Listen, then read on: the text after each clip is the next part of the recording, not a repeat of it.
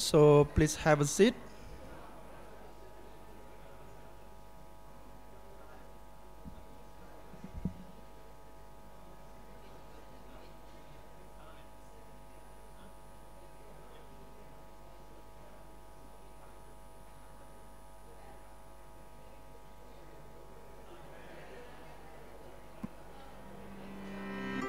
Setiap hari adalah perubahan.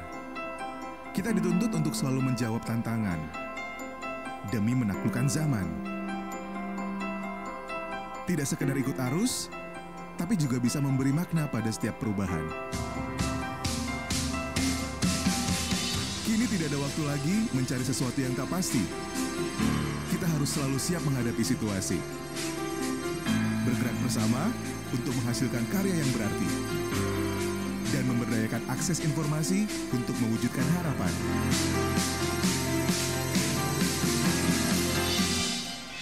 Harian Kompas kini hadir dalam genggaman. Nikmati berita sesuai kebutuhan Anda melalui aplikasi premium Harian Kompas.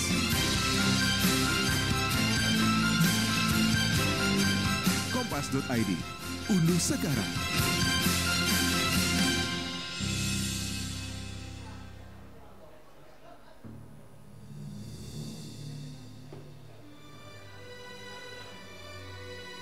Hanya mereka yang berani berubah yang akan mendapatkan kesempatan terbaik. Kami menjawab tantangan untuk bertransformasi menjadi media informasi yang terintegrasi. Bisnis Indonesia semakin mengokohkan dirinya menjadi penyedia informasi ekonomi dan bisnis. Kesuksesan yang kami raih bukanlah tanpa tantangan. Prinsip yang kami pegang teguh dalam setiap aktivitas kerja membuat tantangan kami pandang sebagai sebuah peluang. Kami berupaya untuk seimbang di segala aspek, jujur dan bertanggung jawab, selalu memberikan solusi dan layanan prima, membangun kemitraan yang produktif, terus berpikir kreatif untuk menciptakan produk-produk inovatif. Semangat inilah yang menjadikan kami perusahaan multimedia terbaik. Tanpa melupakan dari mana kami berada, Bisnis Indonesia terus berkembang dan berinovasi. Bisnis Indonesia Group hadir memberikan solusi media terpadu untuk bisnis Anda dengan unit usaha Big Media dan Big Services. Melalui Big Media, kami menyajikan informasi secara akurat dan terpercaya melalui berbagai format media. Informasi tentang bisnis dan ekonomi menyebar lebih luas hingga ke berbagai daerah di Indonesia. Semakin cepat, mudah, dan dapat diakses dimanapun Anda berada.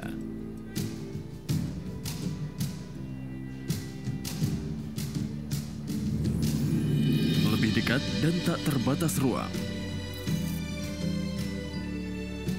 Kami hadirkan pula layanan terpadu dari lini usaha Big Services untuk menunjang beragam kebutuhan korporasi Anda.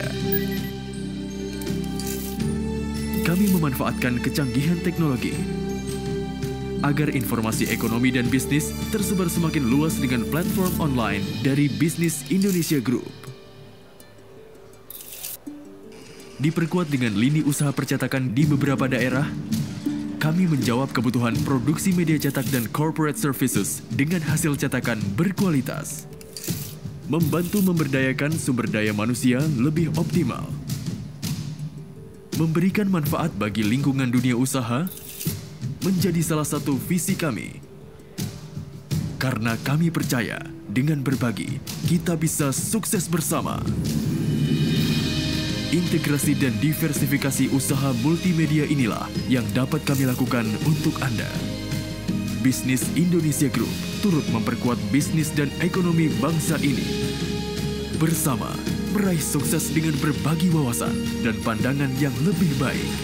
Moga-moga ke depan Bisnis Indonesia tetap menjadi partnernya kami untuk bisa menjaga perekonomian secara positif. Terima kasih.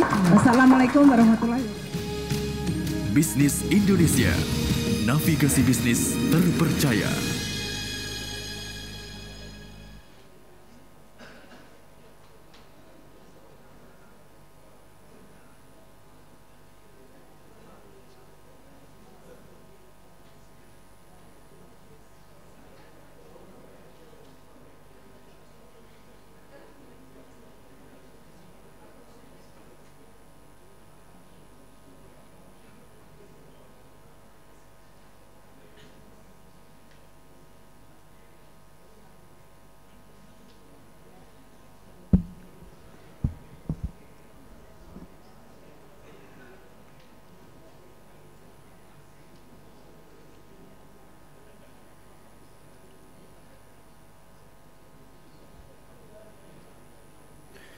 Your Excellencies and honorable guests, Bapak Hari Chan Silalahi and Bapak Yusuf Wanandi, Chair and Vice Chair, Board of Trustees of the Center for Strategic and International Studies,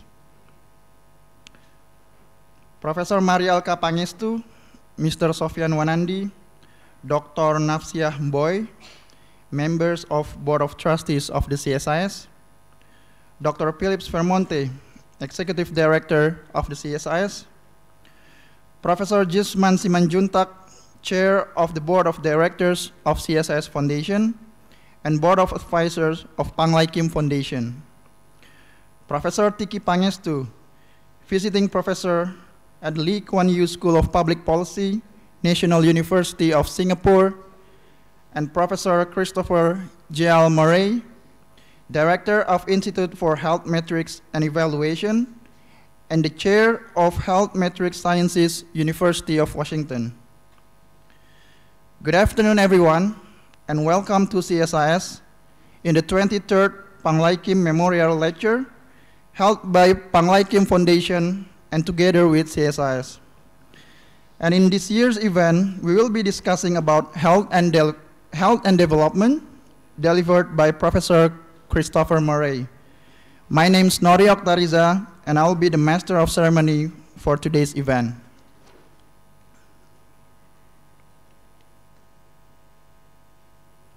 Ladies and gentlemen, as the agenda goes, we will first have welcoming remarks on behalf of Panglaykim Foundation from Professor Jisman Simanjuntak, followed by the lecture presented by Professor Chistopher J.L. Murray, and a discussion session moderated by Professor Tiki Pangestu. Without further ado, I would like to invite Professor Jisman to give his welcoming remarks. Professor Jisman, the floor is yours.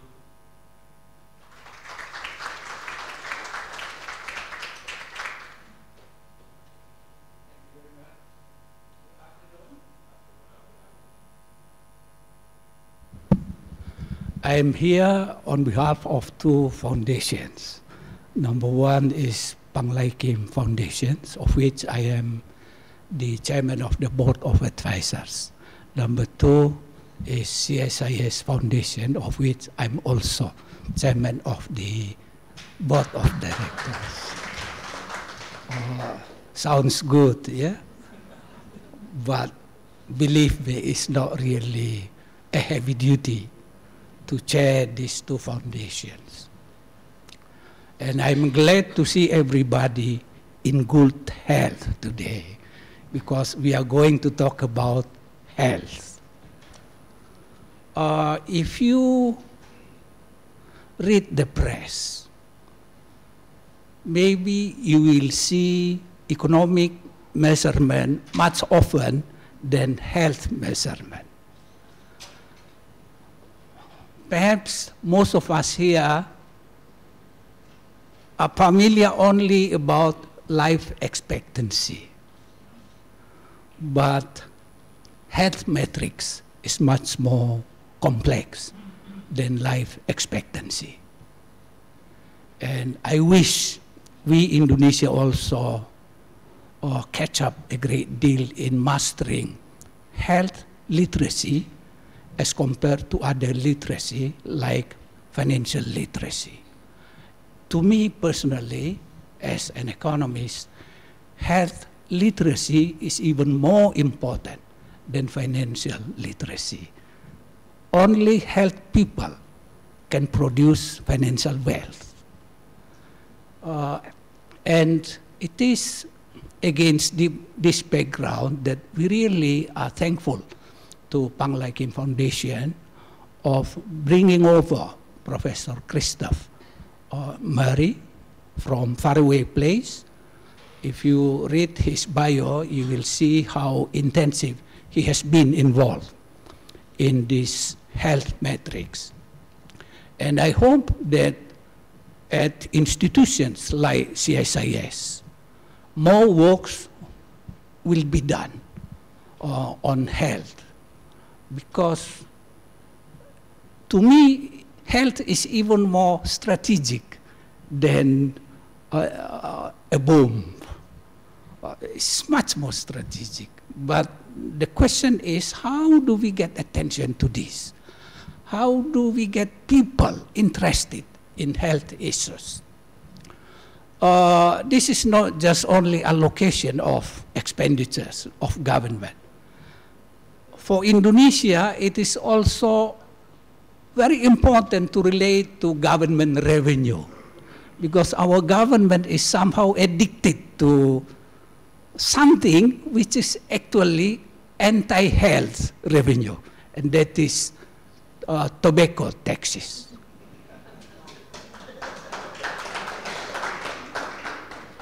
So we have a lot to catch up in terms of creating a strong health awareness among our population.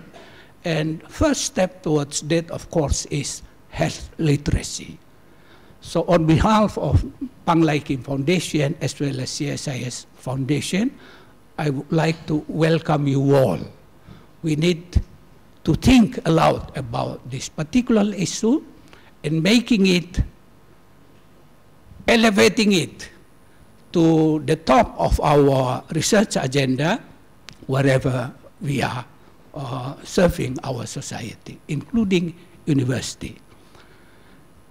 This is as much as I can talk about health, but believe me, billions of days are lost because of premature death and because of disabilities.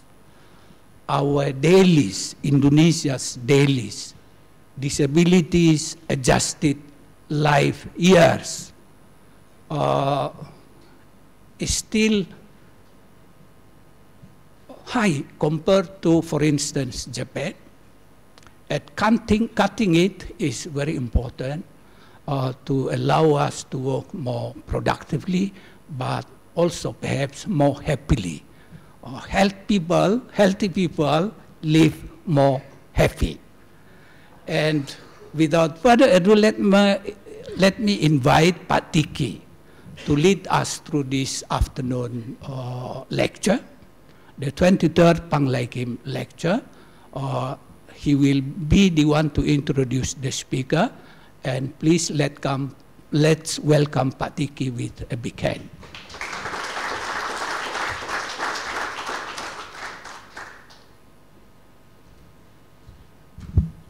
Good afternoon, everyone.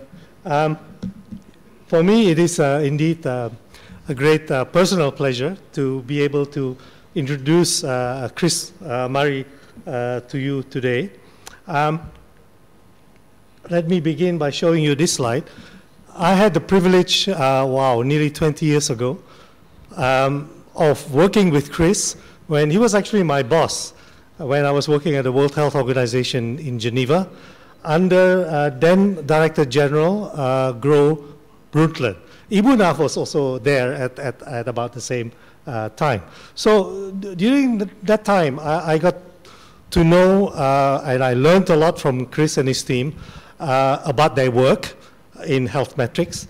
But more importantly, I learned about their passion for better health data to inform health improvement globally.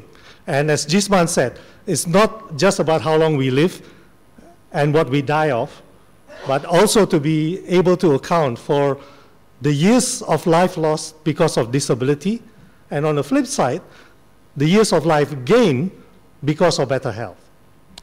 So I believe the work that Chris and his team did epitomizes what Lord Kelvin said many, many years ago, which is if you can't measure it, you can't improve it, okay? And a good example of this came in the World Health Report 2000, year 2000, where Chris and his team came up with the idea of developing a total performance index for health systems for all countries who were members of the WHO. This effectively was a ranking of their performance. Now, at the time, year 2000, it caused a lot of controversy I recall very clearly during the launch of the report, the Minister of Health from Zimbabwe said, Madam Director General, addressing it to Dr. Brundtland, the problem with ranking is that you have one winner and 192 disgruntled runners-ups. However, despite this controversy, I personally believe that this really was a watershed moment in global health, a moment in time where everything changes. So after that, Chris left WHO and, as you know, went to the Institute of Health Metrics and Evaluation to continue the development of the global burden of disease study, which you'll hear about. And I believe that today it represents a truly revolutionary and completely new way of looking at health data, which is both meaningful as well as useful. And I think some of you are aware of some of the groundbreaking outputs of the work of Chris and his team. Like every year, they publish global, regional, and national age-specific mortality for 282 causes of death in 195 countries. Imagine the scale and the scope of that kind of work. That's what I mean by this being truly revolutionary. It has allowed us to keep track, for example, of how every country is making progress towards the SDG 3, which is the health-related sustainable development goals. And of course, within Indonesia, okay, Ibu Naf and colleagues led this study on, in other words, trying to identify what were the challenges that policymakers need to be aware of in the future in the context of implementing universal health care. So it's not just the data, it's the value of the data to policy and decision makers when you are faced with competing priorities and limited resources. Basically, I think you've read Chris's bio, okay? But if you want to know more about Chris, I highly recommend you read this book, okay? Epic Measures, 1 Doctor, 7 Billion Patients. It was when I read that book that I found out, for example, that even before he went to college, Chris had spent many years working in the poorest countries in sub-Saharan Africa, helping his parents deliver health care.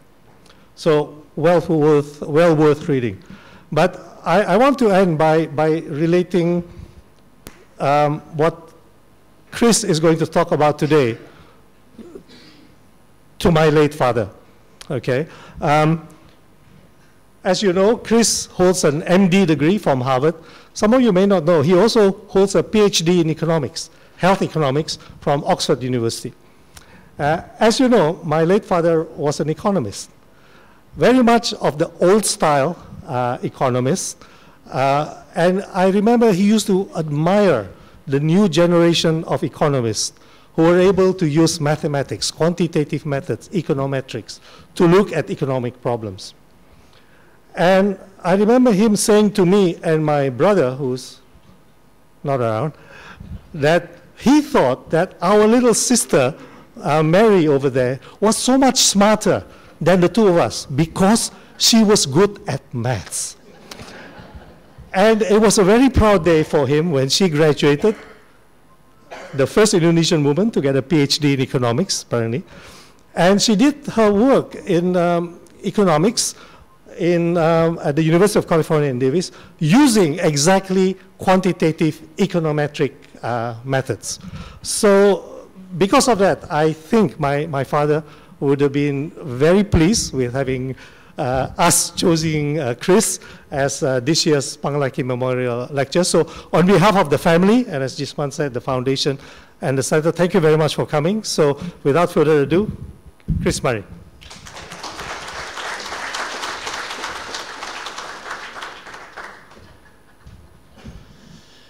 Goodness, that was a very generous introduction by Tiki, and it's a really tremendous honor for me to be able to present this talk today. I heard about the previous speakers, and I'm not sure I'm up to the level of those speakers, but I will try to walk you through a little bit of what Dickie was talking about, namely our efforts over quite a long time now to quantify health. And as Dickie mentioned, my parents did medical work in Africa, and from a very young age I was quite fixated, and have remained so, of trying to understand what are people's health problems, where are they getting better, where are they getting worse, and can we draw larger insights into how to solve people's health problems. This journey has taken a very long time. I'm still at it, fortunately with many, many colleagues and collaborators, but it just goes to show that you can focus on a single problem and keep trying to figure it out over a long time period. So let me start with where we were in the late 80s in terms of health metrics. And this work that I'm going to talk about around measuring health and its extensions really started with a colleague at WHO and myself. My colleague was Alan Lopez. Some of you may know him. Alan's at the University of Melbourne now in Australia. And he was at WHO in the 1980s, and he did this attempt to walk around all the programs at WHO and ask them about their best assessment of who died from what. And when he added up the number of deaths from each of the disease programs at WHO, it turned out that everybody died several times over. And so it was clearly something wrong. And it wasn't a critique of the people involved doing it. It was just the incredibly poor, rudimentary state of the business of trying to measure health around the world.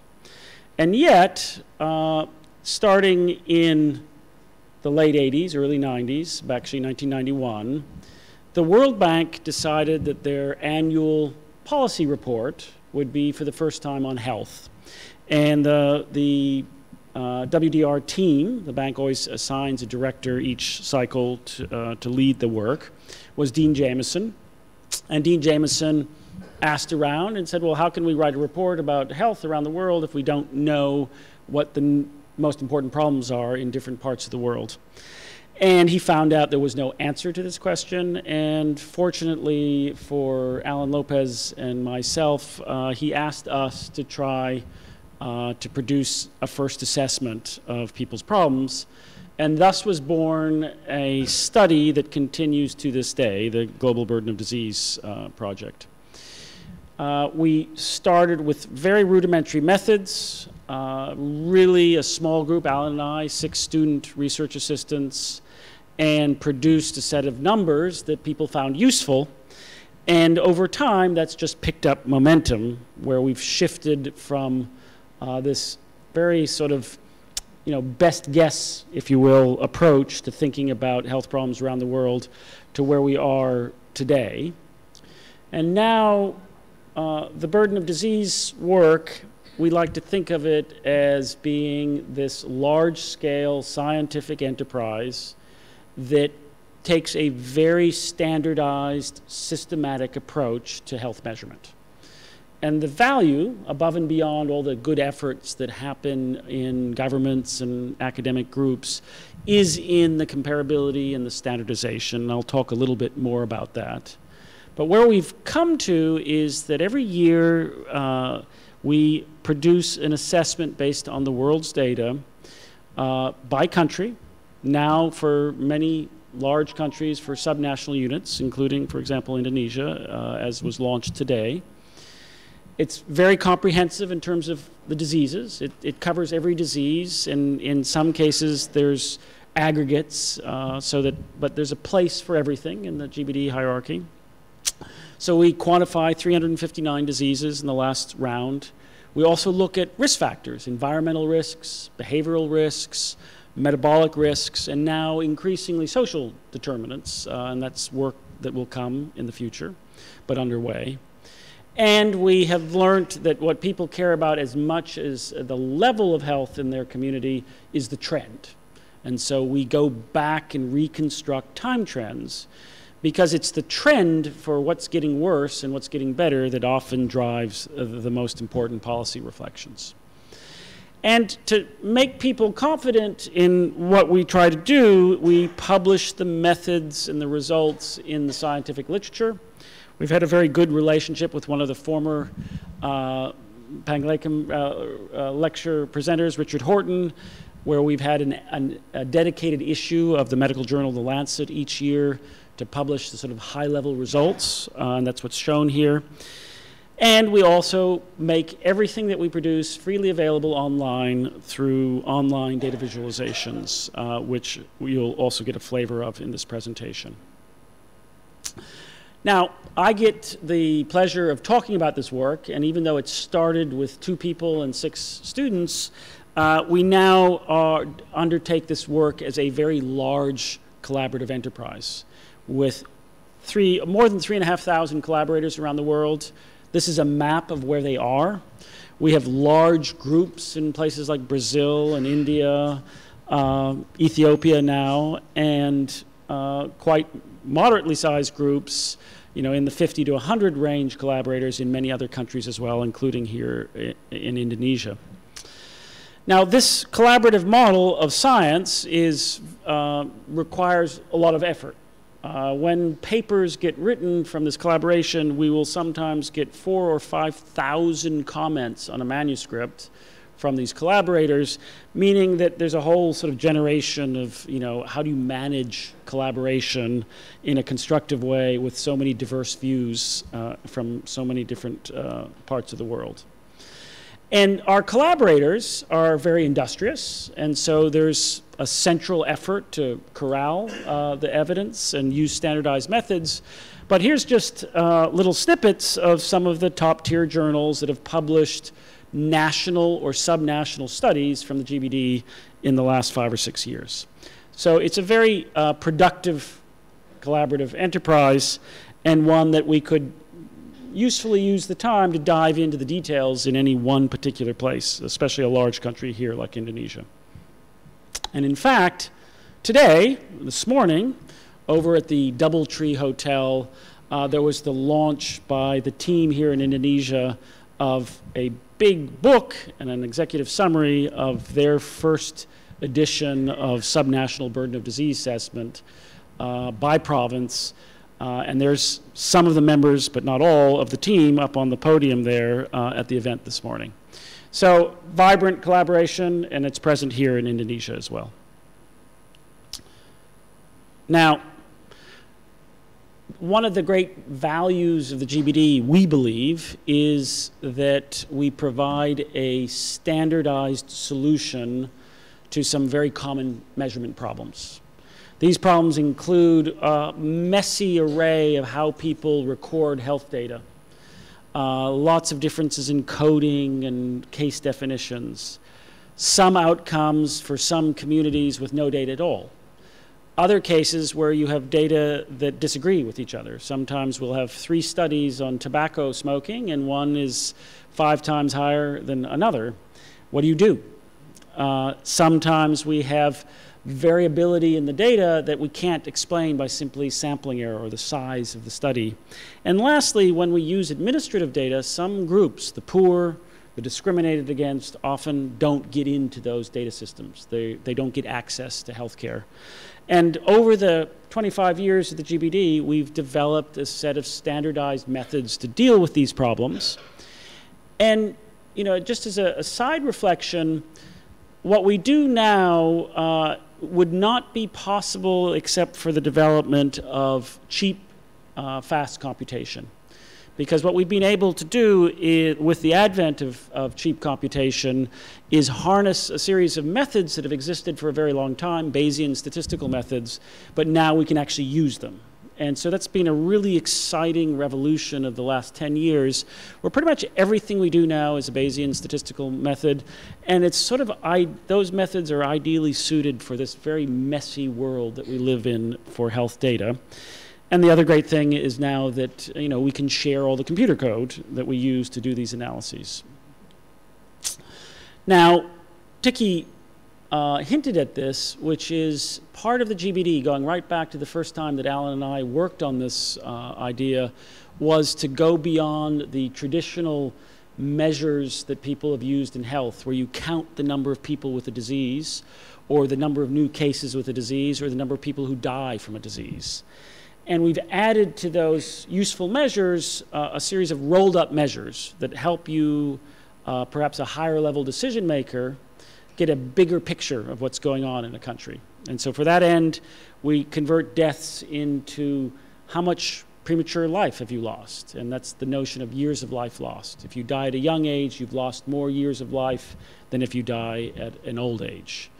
We take the prevalence of the 3,000 outcomes for the 359 diseases that we measure, and go to the general public and ask them how bad is it to have those conditions. So we take the general public's view, a very sort of welfare economist's view of things, and get their assessment of how bad it is or how much health loss there is associated with each of those conditions, multiply prevalence times the public's view of severity, and that gives us one of our measures of disability called years lived with disability.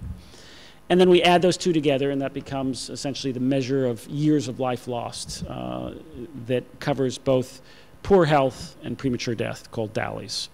We take that same set of information and compute a positive measure, healthy life expectancy, which is really just a mirror image, if you will, of the negative measure, the disability-adjusted life years. Now, we sort of happened about 6 or 7 years ago, because of having a lot of young computer coders working on the GBD, to discover the value of dynamic data visualization. And one of our young fellows, Kyle Foreman actually, who was, I think, 23 at the time, decided that making lots and lots of graphs over and over was a very inefficient way to look at data, and coded up the first prototype in a coding language called D3, it's a graphics language, our first dynamic data visualization, and showed it around the office, and suddenly everybody realized the power of this to communicate this health data. And now we have a dedicated team of about 12 who do nothing but code dynamic data visualizations to support the GBD and other analyses that we do. And here's our website, it's called healthdata.org.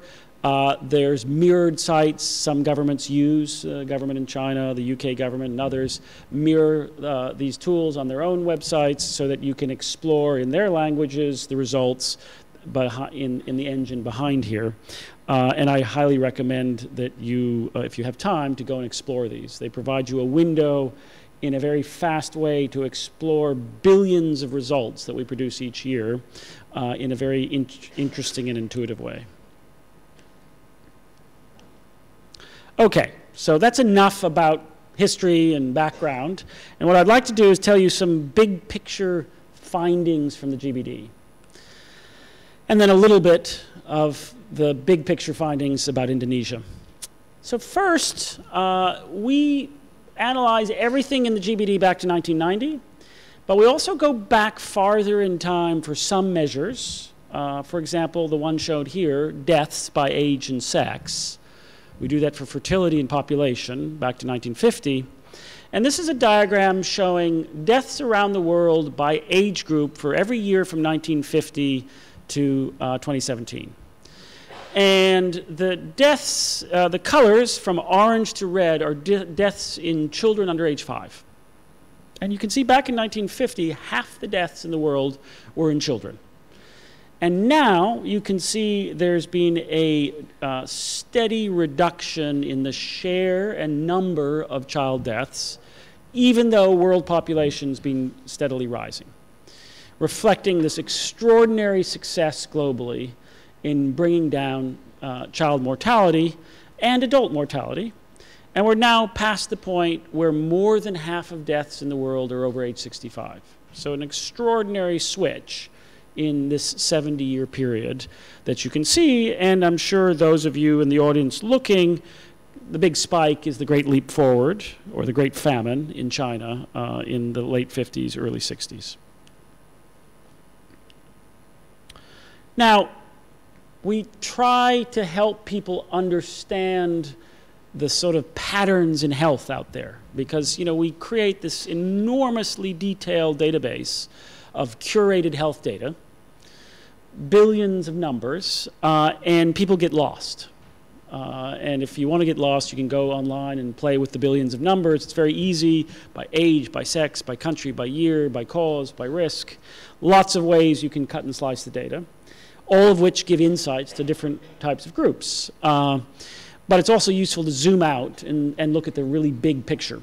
And so we've slowly been trying to build up more benchmarking tools to help see the big picture. And so one of those benchmarking tools is to have a more robust measure of general development than simply GDP per capita.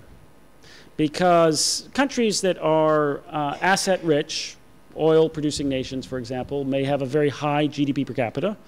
Think Equatorial Guinea for their level of other metrics of development. So we prefer a more balanced measure of development status, which we call the socio-demographic index, which is simply a 3-component joint measure of educational attainment, GDP per capita, and the fertility rate under age 25. Why the fertility rate under age 25? Because it's a good proxy for the status of women in societies, because in societies where women get educated and join the workforce, they have almost no children below age 25. So in Singapore, the total fertility rate achieved by age 25 is about 0.05 children per woman, as an example of how low fertility goes in a society where there's very high levels of education and labor force participation. You put those three measures together, you get the socio-demographic index, which is more predictive of health outcomes than any single measure that we know of. And this plot shows a tremendous amount of data. It shows life expectancy for all 195 countries that we monitor for every single year from 1970 to present, all on one plot. So there's thousands of data points on this plot, and they're showing life expectancy compared to development status on the x-axis. And there's an incredibly strong relationship. So on average, as development goes up, life expectancy goes up, and you can see it in the data. And we've also colored the data points by decade. So you can see some interesting dynamics over time, but generally, super powerful relationship that's preserved over time and across place. But at any level of development, there's a 10-year range of life expectancy, meaning that if you benchmark yourself against your peers at the same development status, there are good performers and there's poor performers, and there's likely lessons to be learned by comparing what's different about the good places and the better places. And now in the GBD tools, we compute the average level or expected level of every outcome as a function of development, and then you can do a sort of self-benchmarking. What's my observed level of burden compared to what I would expect for my development status? Another observation that goes back to the 1970s, famous epidemiologist Abdul Amran observed that there was a broad shift around the world underway from infectious diseases to non-communicable diseases, and he called that the epidemiological transition. And using the GBD database, we're able to add a lot more precision to that reflection and observe what's happening over time in poor countries or low development status quintile on the far left through to the high development status on the right, over time to the 3 big groups of causes that we see that contribute to ill health: communicable, maternal, and neonatal causes, the sort of diseases of poverty. The shown in red, the non-communicable causes shown in blue, and injuries in green. So that's our sort of first level view of the world. And in every development quintile, over time, there's progress in all 3 groups, which is usually not what people expect. I think if you read the media, you think that NCDs are going up. The age-specific rates shown here are not. They're going down. But the declines in the communicable, maternal, and neonatal as countries go through the development process are much faster. So you get this shift towards burden being from non-communicable diseases. But if you combine this epidemiological transition with the demographic shifts that are occurring, lower fertility, older ages on average, you get this diagram. Namely, the numbers of years of life lost. Remember, we're just talking about premature mortality so far, but the number of years of life lost are exploding in many parts of the world due to non-communicable diseases.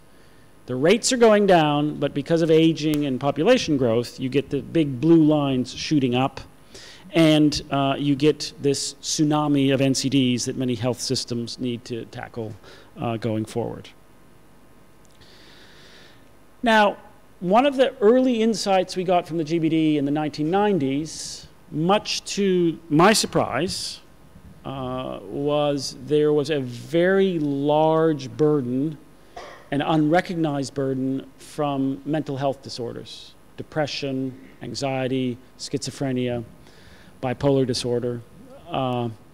And we've, over time, added more and more mental health disorders that are being quantified and included in that assessment. And to date, we now have a more general observation that the big causes of disability are not the big causes of mortality.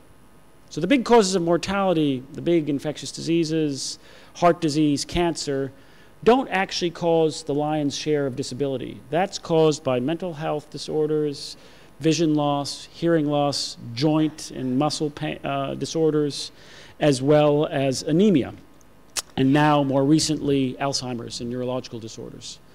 And so you have this disconnect between the causes of premature death, which we've actually done very well at reducing globally, and the causes of disability that generate great suffering and harm in people and a huge burden on health systems.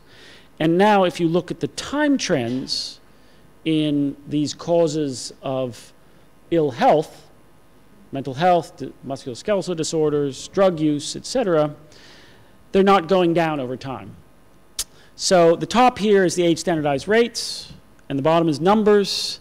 And it's the same picture I showed you, which were showing these really marked declines everywhere in the world for NCDs and communicable and maternal disorders. But the disability part of non-communicable diseases is flat over time. There's exceptions, you know, some things are going up, some things are going down, but in aggregate, basically no trend. Put those two together, what means is that as countries go through development status, the profile of their burden shifts from premature mortality to disability. And we now live in a world where 43 countries, the majority of burden is from disability as opposed to premature mortality. And that has really huge ramifications on the health services that health systems need to provide their people. In the background, driving this transition in disease is huge transitions in risk factors. And the risk factor transitions that happen with development are a bit more complex than what we've seen in the disease picture. And that has some ramifications for the future. There are some risk factors, and these are sort of the 9 leading risks that we tracked, and you can see this for any risk factor. But there are examples of risk factors that are so highly correlated with development that, like unsafe water on the top middle, or indoor air pollution on the top right, that as countries go through development, they basically go almost to zero. And there's a number of those. But there are other risks, like air pollution on the top left, or obesity down in the middle bottom panel, or alcohol, middle row, far right, that tend to rise through development. And perhaps the one that's most alarming, and we are yet to see the full impact of, is obesity, because amongst all the major risks, it's the only one that is going up everywhere in the world. So yes, Mexico and Western Samoa are more obese than most countries in the world, but everyone is going up, and there is not one country in the last 3 decades that has had a decline in obesity. And so I think we give special meaning or attention to some of the risk factors that are coming underway that will change the transition into the future. What about Indonesia?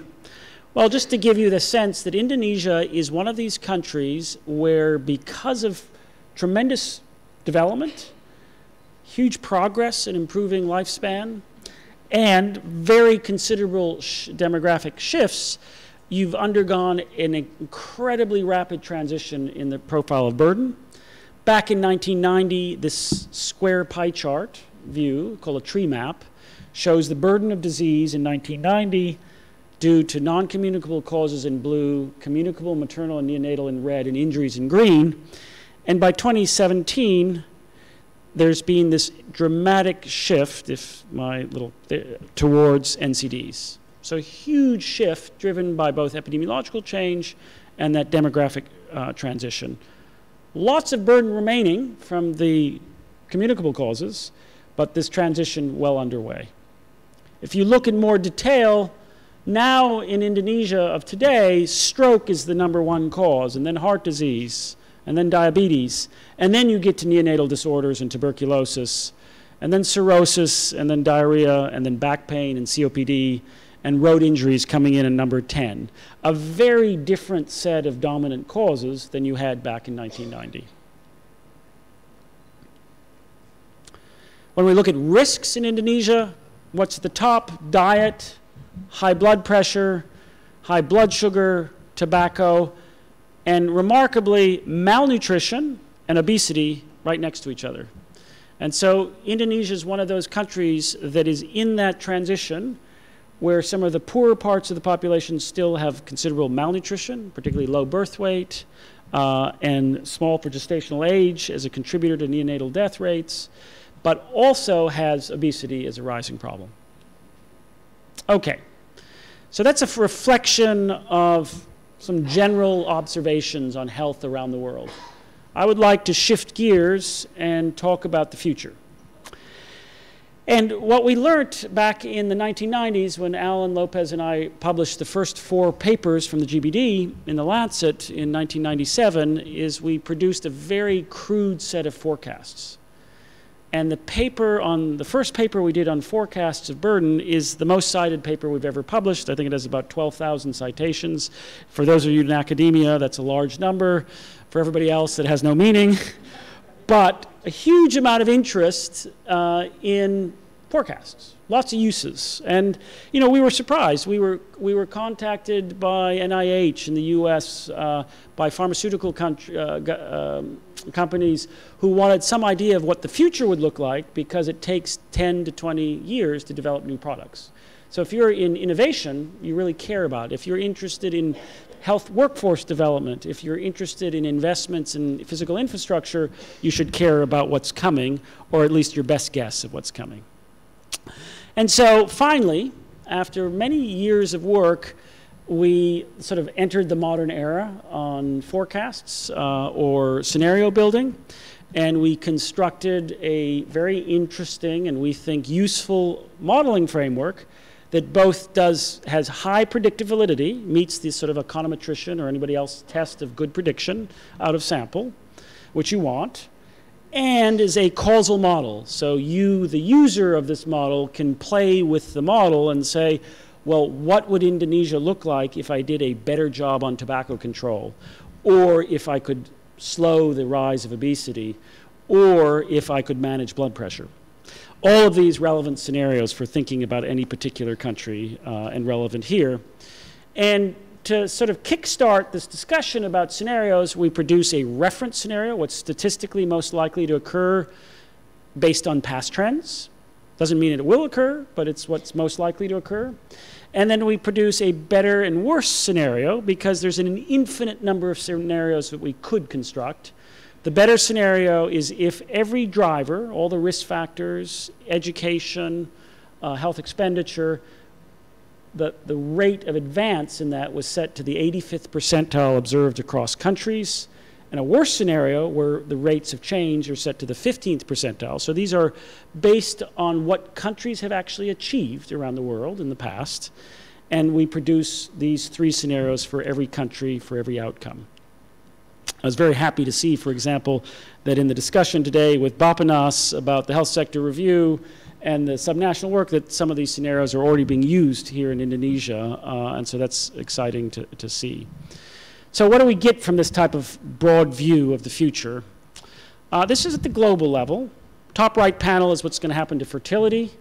At the global level, the world in the next decade will drop below replacement fertility, which is an extraordinary moment in human history, where for the first time we will have fertility rates for collectively where if they keep going, mankind will disappear eventually. Take a few centuries, but it'll happen. Unless, of course, we bring fertility back up to replacement at some point in the future.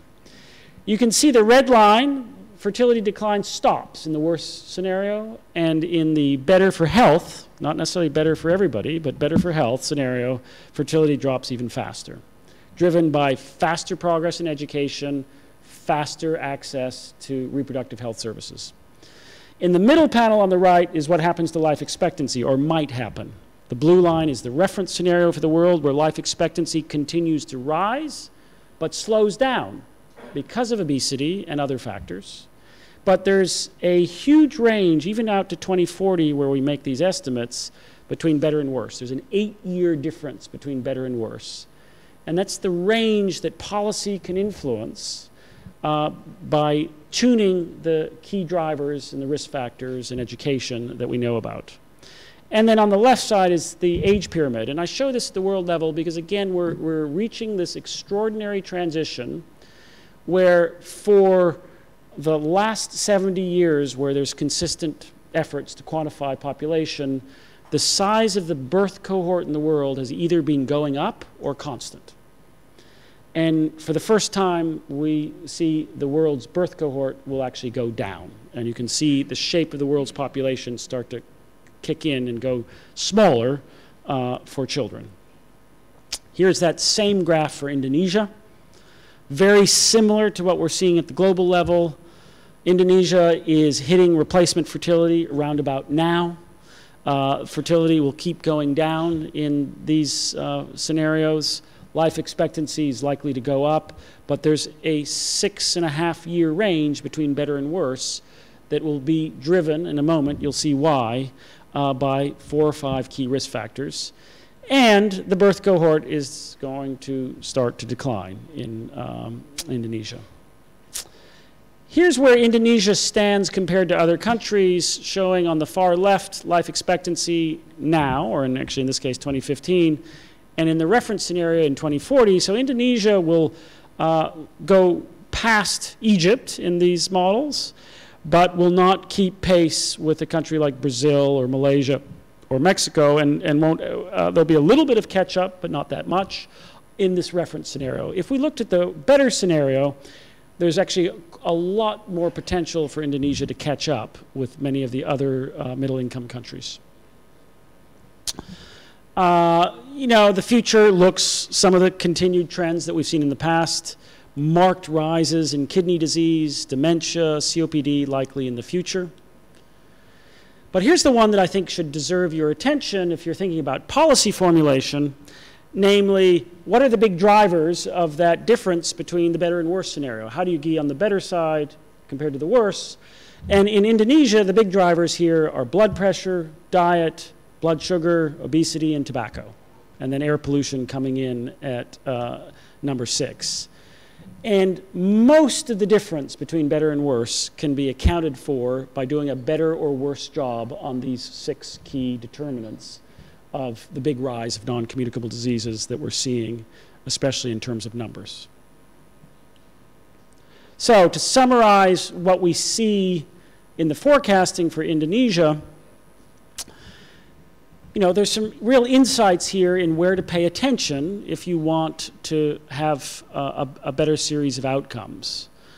And even to sustain the reference scenario, the progress in the reference scenario on the communicable and maternal causes, especially the big causes like tuberculosis and diarrhea and pneumonia, requires continued effort, right? So you've got to be careful in interpreting these types of scenarios, because we're simply running forward into the future past trends. You know, slightly more sophisticated than that, but that's fundamentally what it's about. And so you need to continue doing the things that you've done well in the past to bring down communicable diseases. Otherwise, they can easily rebound and come back. And I think there's also some special attention worth paying on road traffic deaths in Indonesia. Well, I want to end this talk with trying to connect up the health part to the broader development agenda. And we know, as I showed you that cartoon of this incredibly strong relationship between health outcomes and development status, but the direction of that connection, the causal direction, is both ways. So we know development leads to better health, but we also have lots of evidence to show, both macro and micro evidence, that better health can accelerate economic growth and development. And there's lots of pathways and mechanisms. Jeff Sachs chaired a commission on macroeconomics and health, and they did a very nice job back when we were all at WHO to characterize all the pathways through which that connection between health and economic growth can occur. And since that time, there's been a lot of supporting econometric studies. Now, one of the connections that's gotten a lot more attention of late between health and development is through this sort of broader notion that Adam Smith introduced back in The Wealth of Nations, namely the notion that human capital is as important a contributor to economic growth as physical capital. And to Adam Smith, human capital meant skills, the knowledge, skills, and health of the workforce. Now, the economics field, or the development economics field, paid more attention until more recently on the years of schooling part of that story. Then, about a decade ago, a lot of studies starting to suggest that learning really mattered. And then a whole series of studies that Jeff Sachs and others contributed to saying that health mattered. And now we put all those together in the construct of human capital. We have measured human capital and published this last year. And I won't dive into a lot of detail on it, but just to highlight that in this tripartite measurement of human capital, Indonesia is, ranks about 130th out of 195 countries, does pretty well on quantity of schooling, does not as well on learning. So the learning scores are comparatively lower, and does comparatively poorly on functional health status, which goes into this measure of human capital. Why does this matter? Well, although panel regression is always a hard thing to get true causality from, there is certainly plausible evidence that there is a relationship between how much progress societies make on human capital formation and faster economic growth. So this diagram shows that those countries that developed human capital faster, on the far right, had about a 1.25 percentage point higher GDP growth rate per year than the bottom, actually 50% of countries that had much slower progress on human capital. Now you can take this relationship and say, if the relationship that we see is causal, what would it mean in a country like Indonesia? And here we published in the fall as well scenarios for Africa, but here's ones made for Indonesia of how might faster investments in education and improving functional health lead to faster economic growth, or for that matter, slower economic growth if human capital formation slows down. And that's the range between the red and the green lines. So an income per capita going out to 2040, I believe, these scenarios, that ranges by 50% difference between the better scenario, more investment in human capital, and the worse scenario. So you can tie these vision around health and its future prospects in with this vision around economic growth to get some reflections on how this sort of virtuous cycle around investing in health and education, faster economic growth also fuels improved health, and how that can be a virtuous cycle as opposed to one that is not. Now, one thing that we have done on request is run these scenarios way into the future. And I'll end with just the interesting things that you see when you run scenarios well out to the end of the century. The climate community is very interested in this, but also some people interested in the workforce. Sorry, I missed. So what we know from our forecasts, the UN's, and I think also those done here in Indonesia, that the size of the workforce will peak in Indonesia around about 2030 and start to decline.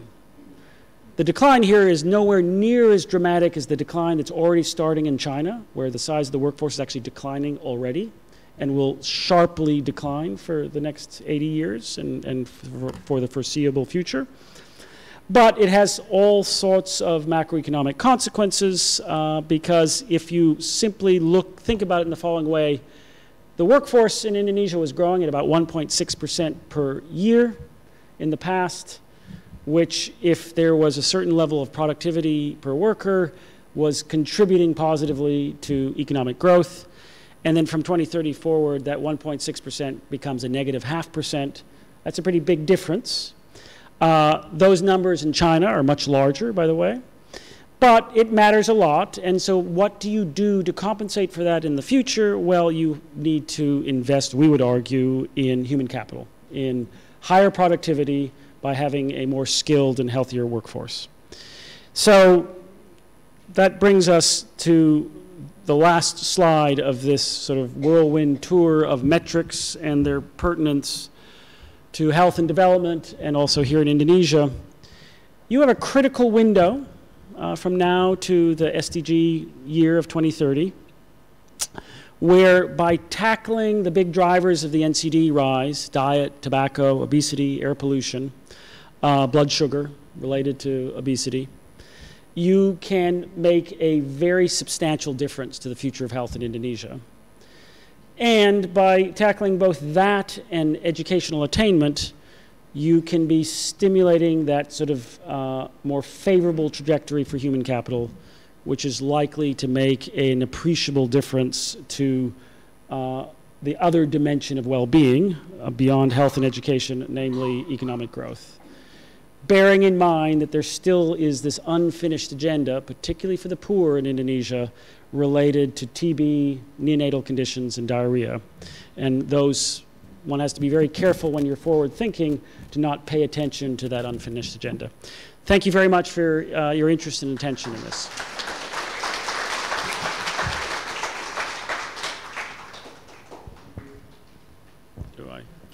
Thank you very much, Professor Murray. Ladies and gentlemen, our discussions will be followed with Q&A session. So I would like to invite Professor Tiki Pangestu to come to the stage to lead the Q&A sessions. Thank you. Yeah.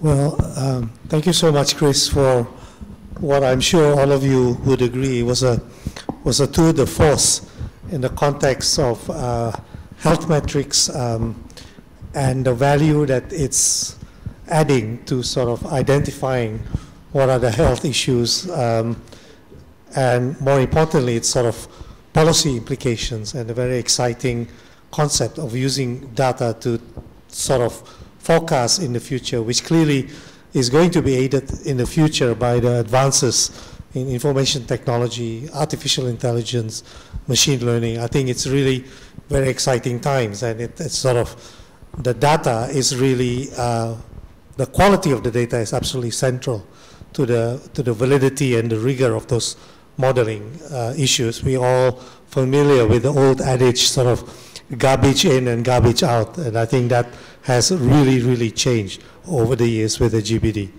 So that's just by way of introduction.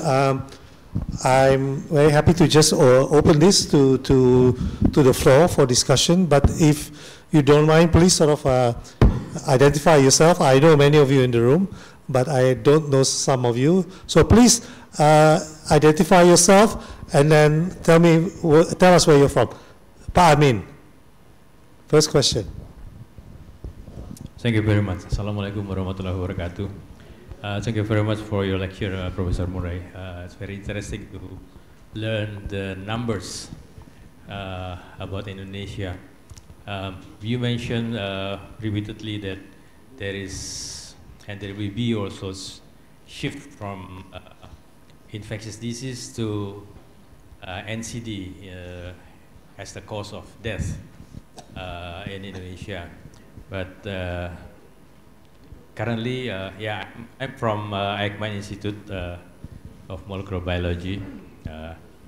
We face still facing serious problem with infectious disease like malaria, hepatitis, dengue, and other viruses. My question is, if the government of Indonesia shift their attention to the NCD and giving only attention to, like you mentioned already, tuberculosis and tobacco control and so on. So my question is whether the numbers that you are predicting in the next 10 years, say 10 or 20 years, will be as you showed to us. Yeah. Again, because infectious disease is still considered as important issues in Indonesia. Thank you very much. Thank you for that question. So, you know, clearly, as countries have in the past, you know, look at China, who started down this sort of transition maybe 15 years, 20 years earlier than Indonesia, and are now very far along in that. There are a whole series of challenges around communicable disease that remain, and so, you know, countries need to invest in surveillance and response. There's still, you know, a big chunk of burden here in Indonesia. But, you know, given what we've seen in the past, it's very likely this epidemiological and demographic transition will continue. And if Indonesia doesn't sort of get ahead of it by trying to tackle the risks behind the rise of NCDs, the health systems will be overwhelmed financially with the demand for care for those NCDs, and will make the task of tackling the communicable diseases even harder. So if you are really focused on communicable disease, you should be a tremendous champion for tobacco control and managing blood pressure and diet change, because otherwise, we've seen in other places, the entire health budget gets gobbled up by providing hospital services for NCDs. So I think there's a win-win there around communicable disease control. The exception I would make is dengue. It's a special case because dengue is one of the few diseases in the communicable arena that globally we see is actually going up, the age-specific rates. And, you know, a country like Brazil is really struggling to keep dengue under control, particularly in the peri-urban and urban areas. So, you know, there are some special cases that deserve special attention. Okay, I'm looking around. Gender balance.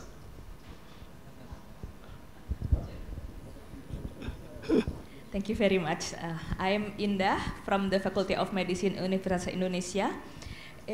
Actually, your presentation is very inspiring, and we now learn the importance of collecting a big data from every country in the world, so we can make, so it could help the policy making in our country. From what I learned from your presentation regarding the non-communicable disease, in Indonesia currently we are still struggling in trying to control tobacco. However, we see from the graph there that there is actually more dangerous substance that we need to control as well, because it influences 3 of the risk factors: the obesity, the diet, and also the blood sugar. So do you think, what's your suggestion? We also need to start to have a policy in sugar control?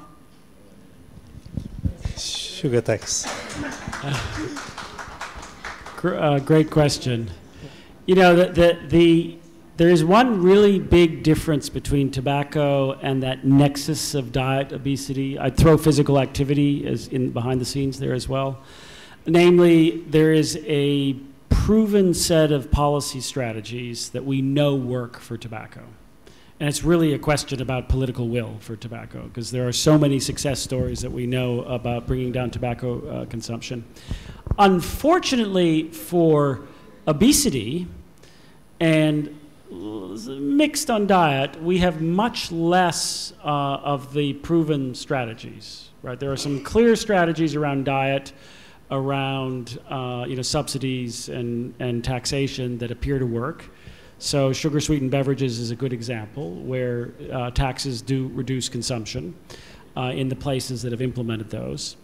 But I think the effects of diet and obesity are so large, they're so alarming, that even in the absence of absolutely compelling evidence, there's the sort of precautionary principle would say, as societies, we should be trying to act to shift the national diet towards things that are healthier. We have actually pretty good evidence on what's healthier, and try to shift away from things like not just sugar-sweetened beverages, because there's many components of diet that are bad. So I think that's a important issue. There's also an interesting intersection between diet and the food systems behind diet and climate change.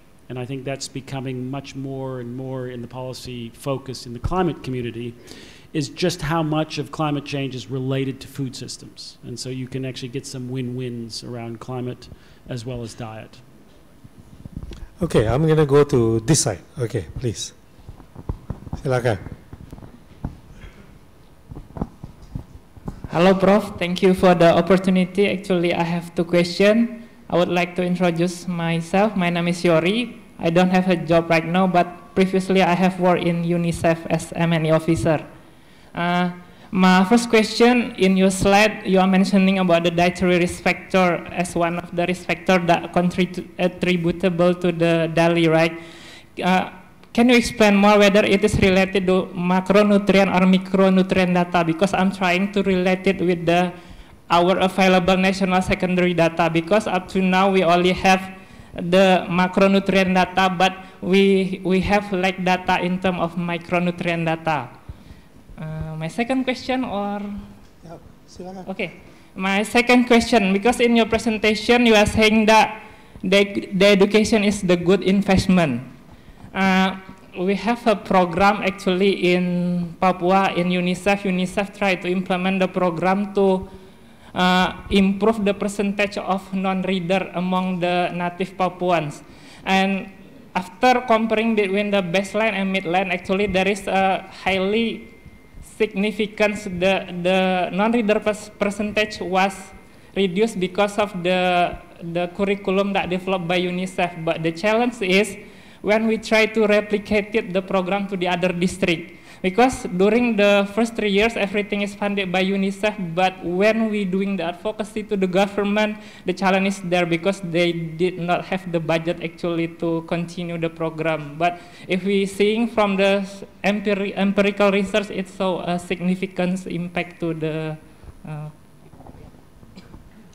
So thanks. So our work, and there was another study out today from the diet group within the GBD Collaboration. We actually work very closely with FAO, and so the database that FAO and we, the GBD Collaboration, put together is looking at about 450 components of diet, foods that go into diet, and then trying to understand from food composition tables and other sources what are the nutrients that are in those 450 categories. So we have both, food types as well as nutrients. So, think calcium as a nutrient, and food types looking at polyunsaturated fatty acids as an example. We also look at, some specific micronutrients, vitamin A, zinc, iron. But most of the burden are from a short list of food. So I was showing diet, but it's actually 15 different components of diet that we separately evaluate and then try to put together an overall diet. And towards the top of the list are diets low in whole grains, low in fruit, low in fiber, low in vegetable intake, high in salt. So, you know, those would be the largest components around diet. And interestingly, the micronutrients now are much a smaller factor than those components of diet. On education, yeah, I mean, I think it's a, you need to invest in schooling, and it's worth the investment, but you can't. All the analyses that we were showing are about actual, you know, learning in schools, and that's an expensive undertaking, but one that I think the evidence really supports. Okay, down the middle, yeah, silakan.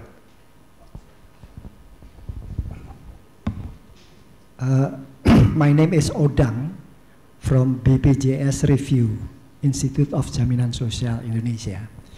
This is my great honor to hear from you direct, Prof, in your presentation. I have two questions. Your data is, as far as I understand, that is from 2016, is it? Your data you're presenting is 2016, Pak Kiki. It means that at the time, Indonesia have compulsory health insurance, almost 3 years. Now, we have already 5 years data that, of course, we will need that all data because total visit to the clinics over than 200 billion, 200 juta, Prof. Kiki. And to hospital visits, 174. My billion juta, 174 juta. My question is, first, how far is you have an access to BPJS to make the data of very, very meaningful to make our plan to the future? How far you have a connecting with the data of BPJS? This is my one of my questions. The last one, Pak Kiki, is there any correlation that's your data between health policy budget in the Indonesia government now is 5% from our general revenues with the effect of the prevention of health prevention, promotive and prevention. Because in my belief is, now Indonesia is need more prevention and promotive than what we AJKN done now with the problem and so forth. Pak Kiki, please, if my question is Tarzan English, please make it clear from you. It's very clear, Chris. I don't think he has problem understanding it. Prof, thank you very much, Prof. Sure, yes. Thank you. So on BPJS, I'm excited to be visiting tomorrow morning BPJS, and we're hoping that we can collaborate closely and capture that in future work of the team here in Indonesia on burden of disease. On the sort of comparative payoff, you know, I think there's lots and lots of reasons to believe that the most health systems are underinvesting in prevention and promotion. And so, you know, shifting resources towards more investments in that are likely to be very beneficial. I haven't, you know, in other countries, well, there's an interesting exercise underway. It's not part of the global burden of disease, but it's an allied type of analysis where, for example, in the United States, a team at our institute that is led by Joe Dielman has looked at where money goes in great detail. So tracking money down to the specific GBD cause, both for treatment and prevention. And then you can do that over time and see where is the increase in spend going. And he's published a whole series of studies on this. And what's really interesting when you get into the details of where money goes is it's not what people thought, right? So, you know, everybody says the big consumer of money is hospitals. Well, in the US, the government's gotten very good at regulating hospitals. All the growth in spending, it turned out in the US, is actually in outpatient clinics, which are much less regulated. Then when you look by disease, where's the big increases in spending going? It's not on cancers, it's not on heart disease, it's on diabetes, it's on musculoskeletal disorders. It's a host of these other conditions that people aren't paying attention to. For example, falls. One of the fourth or fifth largest sources of spend is managing older people who fall. And so as societies age, falls can become a huge source of expenditure. And you know, people don't, in health planning, don't think about this. So there's a huge value in that deep dive on where money goes. And I think if you can design the information system, which probably BPJS can do, to give you that type of information and give you that view of not only where's the disease burden, but where's the money, you'll get lots of insights that will then raise questions here about, you know, is the balance right? So it's a super interesting direction to sort of think about. Okay, let's see. The lady over there. Thank you for the opportunity. My name is Beth. Now I'm a consultant for Jalin. Previously, I was officer for UNICEF in West Papua province. So thank you. It's very inspiring and insightful. I would like to get some insight or feedback from you, Professor. If we look at this data, the transform of Indonesia within the 2-3 decades, any suggestion how Indonesia will improve the development in health? Right now, we're struggling with the issue of decentralization.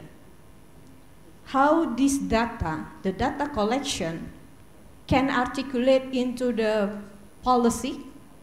And of course, as I said, it's not just about the decentralization, but Indonesia itself have a variance from Aceh to Papua. I worked 6 years in Papua and West Papua, and I was struggling with it. Thank you for your insight. You know, I think the reason at the launch this morning of the team here in Indonesia's provincial burden of disease is interesting in its own right, but in a setting of decentralized decision making, I think getting the measurements to be timely, local, and valid is the only way you're going to influence decentralized decision makers. You don't have the same, you know, command and control that a more centralized system has. And that's why the measurements have to come down to the level where people make choices. And so, you know, we're passionate believers that every decision maker should have access to the best information, and that if you just do that in its own right, that'll over time help people's health. But that means in a country like Indonesia, you've just got to get down to the province and probably below province, down to the district level at some point for measuring a comprehensive set of outcomes so that people at that level can be thinking about, you know, are they on the right path, and shared learning between different parts of the country where, you know, there's been faster progress in some provinces than others. I won't even, Ibu Naf this morning was mentioning the winner. It was West, who was the winner for life expectancy? West Nusa Tenggara is the winner. Fastest growth in life expectancy, you know. So that was, you know, those sort of insights are very interesting. So that would be my response to that. Okay, let me go down. Sorry. Behind the creature. Okay. He's very waving a lot. Finally, thank you, Professor. Thank you, Professor Murray, for your presentation. My name is Edo Agustian. I'm from Satu Hati, an organization that was established by people living with HIV and also hepatitis. I'm also living with HIV and hepatitis, but I'm not cured from hepatitis C. I hope soon I will be cured maybe from HIV. I am interested with your last slide about our Indonesia, our unfinished agenda, especially in tuberculosis. As far as I know, in addition of the government budget, Indonesia also, almost 1 decade, we got quite big support from funding from Global Fund to eliminate tuberculosis in Indonesia. But I'm also a country coordinating mechanism members of Global Fund. But every time I saw the PUDR report from the PR of the Global Fund, tuberculosis is always the lowest.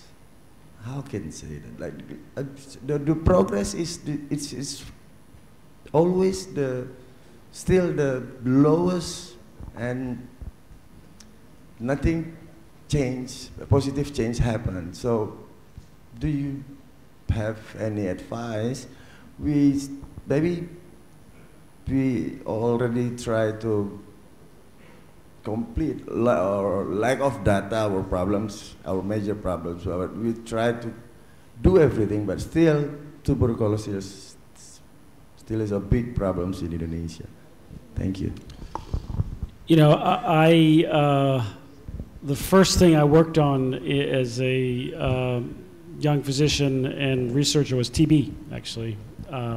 And so I've always been very interested. In fact, my first trip to Indonesia was on a TB project for the, you know, looking at the TB program here in the early 90s. And, you know, if you look at, Indonesia really stands out for TB. So I was talking about that benchmarking. And so if you compare the level of TB in Indonesia to what you would expect for your level of development here, it, I think, is 3 or 4 times higher than expected. So there's something very, you know, there's a very long-running question about why is there so much TB in Indonesia. And there's various theories in the TB literature about strain and genetics and all sorts of arguments. And like you, it's interesting at the global level, we've had this extraordinary success for HIV and the scale-up of ART in many countries. Real success on malaria through bed nets and ACT programs, and very modest success on TB, where the death rates have sort of gone down, but incidence is really slow to go down. And, you know, I think the TB community, and I don't profess to be an expert anymore, I don't stay that much involved, but it's probably time in some places, particularly in a place like Indonesia has these unusual high rates, to start thinking about other strategies, for example, more active case finding. There's pros and cons, lots of debates there, but I would agree that, you know, there's something unusual about TB here, and we're not making the progress here or in many other countries that we really would like to see for TB. Okay, I'm mindful of the time here, so maybe if we can have maybe... I could go all night. Oh, you could go, yeah, okay. So let's have 2 or 3 more. Please keep it brief if you can. Please, silakan. Hello, Professor. Thank you very much for your presentation. My name is Larissa. I work for a big data analytics company, so I'm very, very interested with what you do with the data. I have 2 general big questions. One is, working in the big data analytics sector in Indonesia, I know that data is very hard to get because data is offline and in silos. So I'm very interested with your sources, like what method is it to collect, where do you get it from, and basically that general area, because a big part of what we do is actually turning offline to online because there's not much online data.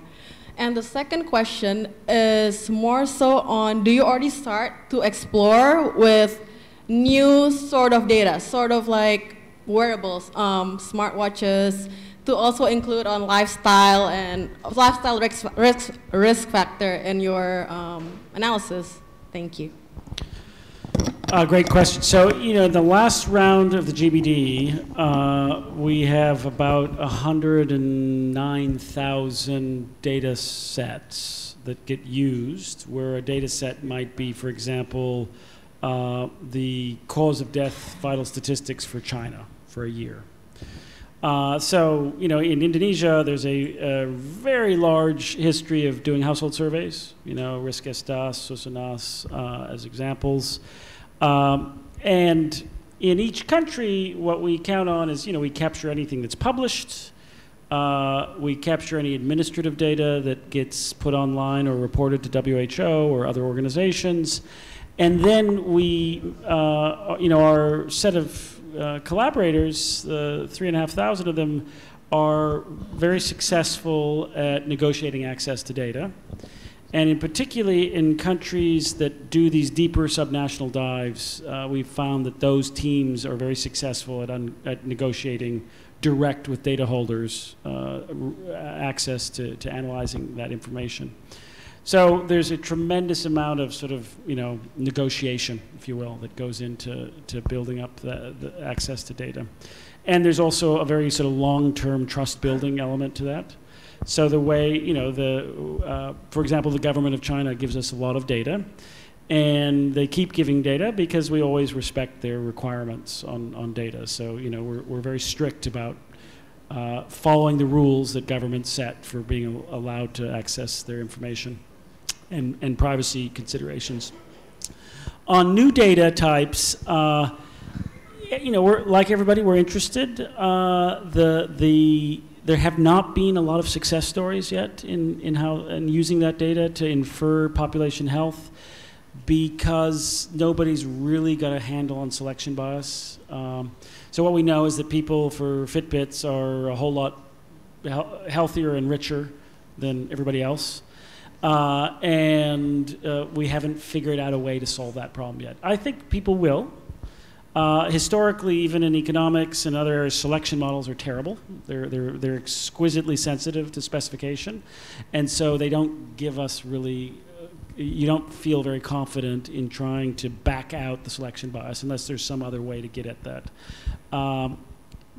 You know, if the prevalence of use of these devices goes way up, like it's just something on a smartphone, and penetration is so high, then that becomes much more credible. So I think we're optimistic, but nothing has yet got to the sort of, you know, prime time for our population health monitoring purposes. Okay. Yes. Thank you very much for a very interesting talk. I had just one question, which was that when we are looking at Indonesia, we also have a number of very dynamic trends which affect some of the diseases and their incidence and so on. For example, for some of the data I've been looking at suggests that Indonesia has been growing through, one of the fastest urbanization rates in the world. It also has a young population which will still be growing, as you pointed out. It also has this very rapid growth of a middle income group, for example. So all of this mean that a number of the issues that you've been looking at, such as obesity and so on, are likely to be much more accelerated simply because of the structure and the demography as well as the location of this population. In the same vein, Indonesia is also an archipelago and so decentralized that now we have over 500 different district governments. So how do we put this broader trends that you're looking at? Can we correct some of those or qualify some of those trends in light of these other development trends which we can see in Indonesia? Thank you. Great questions. In quick order there, you know, a number of people have suggested that we add into the sort of core model of forecasting urbanization. So that's something that we are exploring. We will be adding in temperature because of the climate change community. footnote, the results on temperature are not what people expect, so we're taking our time before we go live with those. But you know, I think urbanization is a really interesting one. The second one that we have spent a lot of data work time on is trying to measure inequality in some of the key drivers. So now we have gone back, or I haven't, but the team that does this work has gone back to all the surveys and censuses, about 5,000 of them that we know of, to look at the distribution of education. So now we have inequality in education measures. We're counting, for example, how many people have no education in each category. And we can add those into the models, and that may actually produce better fidelity, getting at some of the issues you were describing. That'll take a while, right? We first have to do the data work. We have to get that assessment, you know, validated and published, and then we can build that into the forecasting work. And then I think the solution, as you were pointing out, in such a diverse, unequal environment as Indonesia, with so many different settings from, you know, west to east and other directions, is to bring the forecasting down to the subnational level. I think we plan, it's relatively easy for us to do that now that burden's done at the provincial level, to just run the model at that level. And then if you want to go down to the district level, that's a whole lot of data work. You would have to first build up the burden assessment at the district level, but you would certainly, we think, have better forecasts on scenario building if you could do it at the granular level. And it sort of goes to a core philosophical belief that runs counter to what some people think, but namely measurement, whether for the past and scenario building for the future, will likely end up being better the more granular your assessment goes. Partly because when you go to the more granular level, you uncover mess in the data, and that makes you go back and revisit, ooh, well maybe, you know, we were missing whole communities that nobody bothered to sample, and all the sort of extra insights that get from that deeper dive. And so you get this virtuous cycle where people, you know, pay attention to the results and then say, oh, well, we can do a better job. And so we really like this direction towards more granularity, and I think it'll strengthen the types of assessments and hopefully deal with some of the issues you're describing. Excellent. Okay, over there. Terima kasih. Thank you so much for Professor Chris Murray for the opportunity. My name is Asti. I'm a renegade doctor. Used to be a doctor, but now doing health anthropology and primary healthcare. My question relates to, because this is an opportunity for you. You're like one of the big names in coming up with the global burden of disease. It has a great appeal for public policy because you then list, you know, things that risk factors or clusters of risk factors that will, you know, if you modulate this, this will come, and so on and so forth. But I also reflect on the things that has been listed. For instance, that control of blood pressure, you know, obesity, blood glucose management. And I also realized that if it is taken alone, it's sort of like blurs out all the social determinants that need to be addressed in it. Like, for instance, the access to the time and space for exercise, for instance. So it relates to like work freedom, or like, you know, the ability to negotiate for their time, as well as access to public space with, you mentioned temperature, you know, in Indonesia, that's a big thing. You know, only the rich can exercise in aircon space. You know, and this relates to your comment as well with the impact of climate change and how we need to, you know, probably I'm one of the people who will be first affected, part of the generation that will be first affected by climate change, maybe if I'm still alive. And so my question would be, because you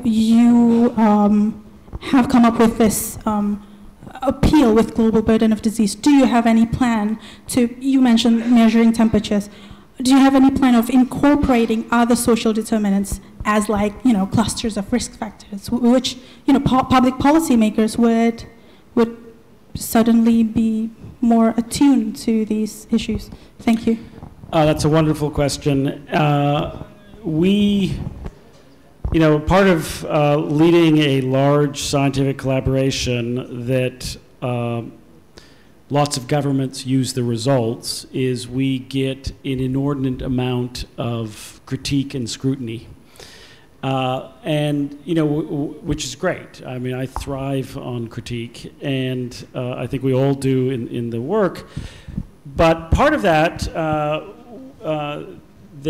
we've set up an independent oversight group that meets every 6 months. It's actually chaired by Peter Piot, who's the head of the London School of Hygiene and Tropical Medicine.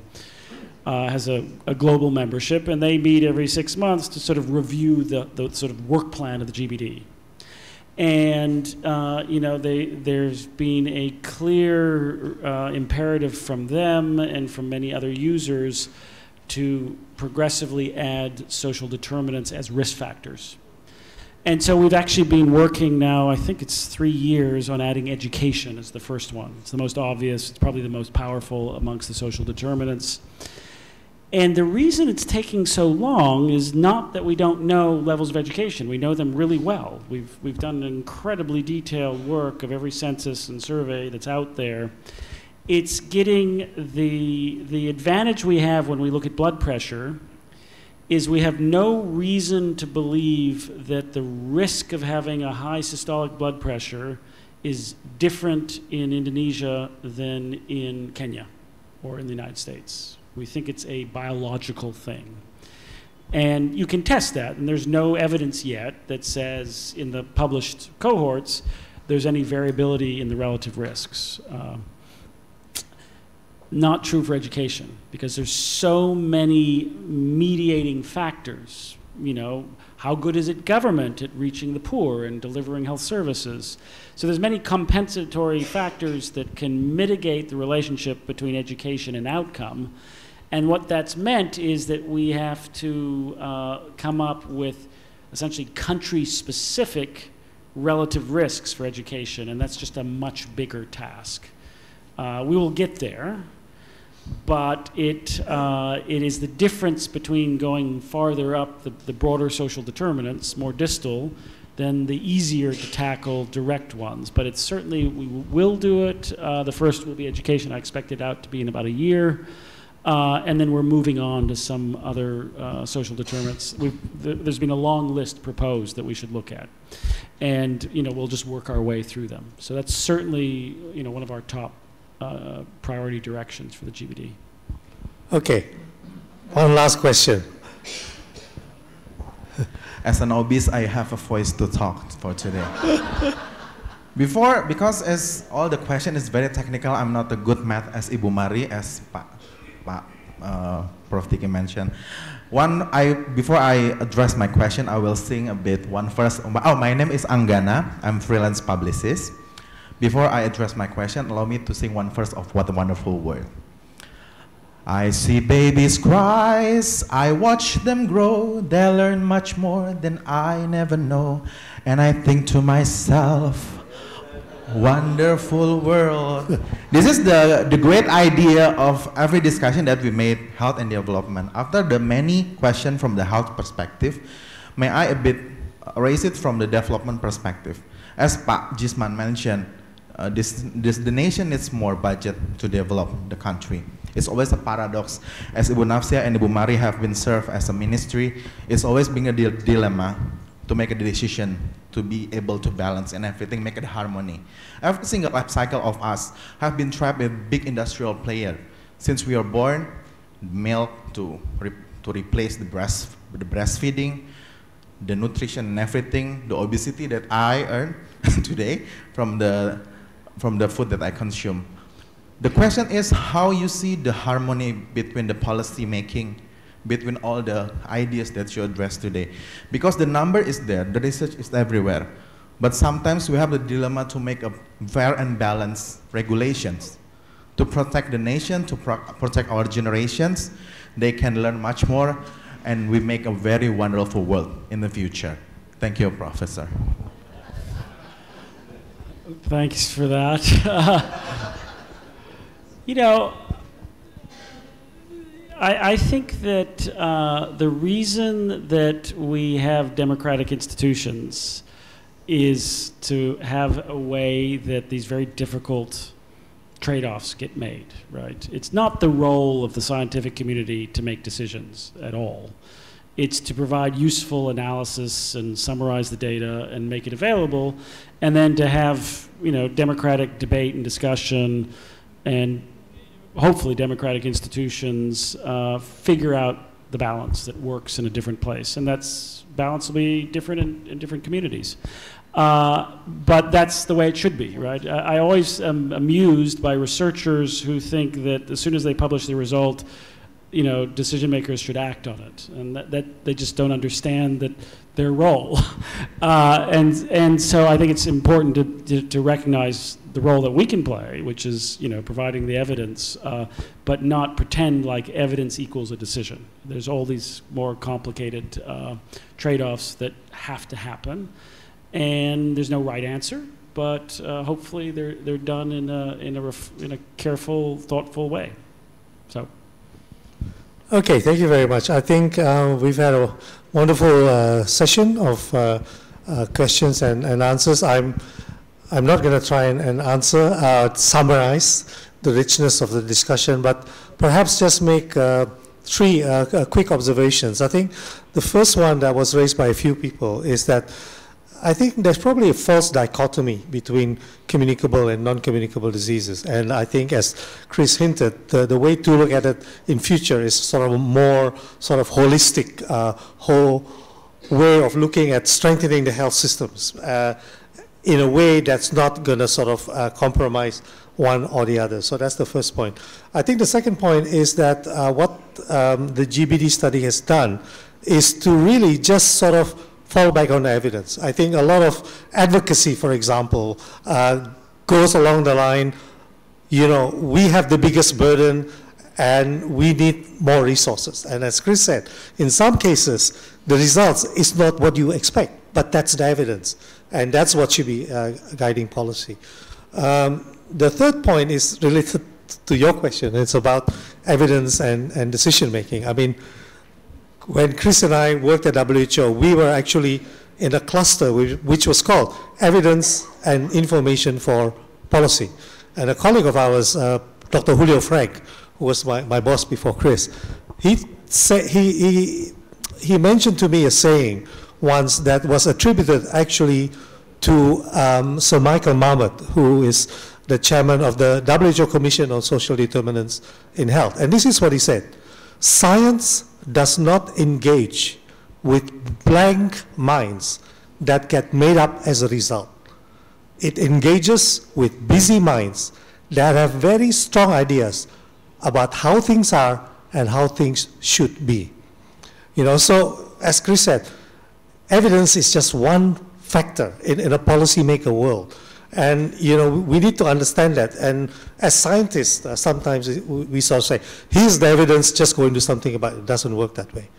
My last observation is a personal one. I'd just like to compliment Chris. And you can sense his mastery of the subject and his mastery of the issues, even going beyond data. The personal anecdote I had is when I joined in 1999, I had very little idea of what Chris was doing. And about a year after he became my boss, we used to have these regular directors meetings, okay? So I would walk into the room and I looked behind. Chris had this amazing whiteboard behind him. All you could see on that board was mathematical formulas, Greek symbols, and graphs. And it was, still the same. It was totally unintelligible to me. But as you can see today, he was able to explain it in a way that all of us understood, and it was not a single mathematical formula in your presentation. So let us join hands and thank Chris. Very good. Thank you very much. Thank you once again, Professor Tiki Pangestu and Professor Chris Murray, for the lecture today. And let us all once again give them a resounding round of applause for today's lecture. Ladies and gentlemen, before we end our discussion, I'd like to invite Professor Mari Elka Pangestu to give her closing remarks on behalf of Panglaykim Foundation and CSIS.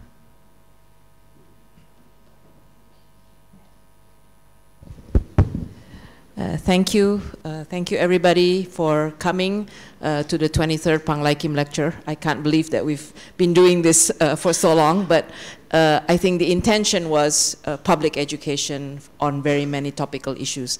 And today, I think we heard really a tour de force from Chris Murray, someone who's an expert in his field, and I think on an issue that's so important for Indonesia. And I think what you mentioned about the importance of the human capital, and that it's not just education, but that health is related to that. I think that's the important message for us, because as you know, one of the issues that we're talking about today is about human capital. But a lot of the focus has been on education. We don't talk too much about the health component. So I think this is, hopefully all of you in the room can take away that very important message. I think, I'm not going to summarize like my big brother did, but as a former policymaker, I think data has always been very important, because if you don't have data and you don't have the evidence-based to make your policy, then you are a blank mine, as you said. So it's very important, I think, to continue to push this. And I would say scaring people is a good idea for the science-based and database. I'm just reflecting on the plastics issue. You know how plastics has become such a big issue, and everybody's now kind of buying into the plastic issue. The moment there was a lot of evidence about, the fish that you eat has all this microplastic in it. Yeah, so I think that's, if we can find one scary story that will make everybody wake up, that's the kind of, as a policymaker, that's what we used to do, find the scary evidence that will scare people into action, basically. just a piece of kind of, since I come from science-based, evidence-based, and then I had to use it for policy, I found that scaring is a good tactic to move into action. So if you can give us some ideas about that. And I just wanted to emphasize what you answered about how granular the data should be, and that makes it more, especially in a complex country like Indonesia. And Bunaf has been whispering to me during the session, and if those of you who came to the National Health Universal Healthcare Seminar we had on the 17th of January, this was one of the conclusions of our seminar, that data was important and that you could do it by province, by kabupaten.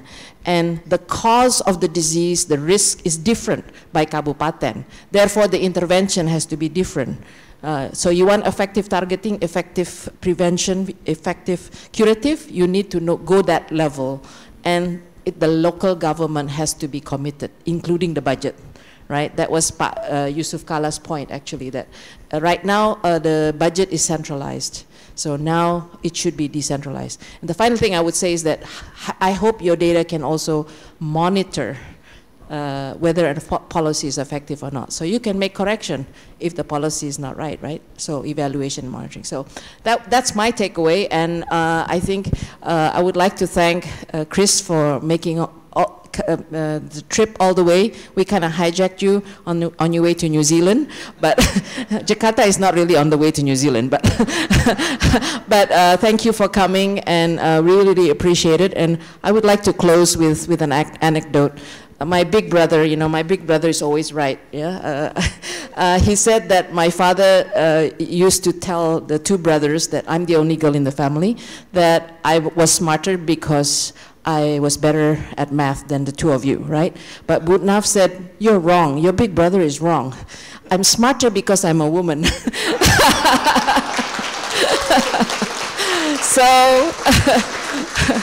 on that note, thank you, Chris. Thank you, all of you, for coming, and we hope to see you at the next Panglaykim lecture. Thank you very much. Thank you very much, Ibu Mari. Ladies and gentlemen, we have finally come to the end of our event.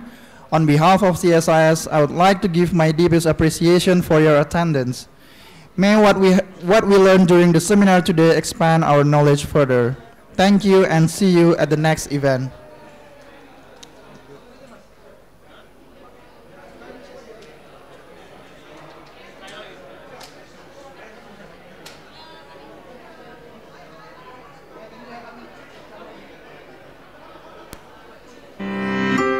Setiap hari adalah perubahan. Kita dituntut untuk selalu menjawab tantangan demi menaklukkan zaman. Tidak sekedar ikut arus, tapi juga bisa memberi makna pada setiap perubahan. Kini tidak ada waktu lagi mencari sesuatu yang tak pasti. Kita harus selalu siap menghadapi situasi. Bergerak bersama untuk menghasilkan karya yang berarti. Dan memberdayakan akses informasi untuk mewujudkan harapan.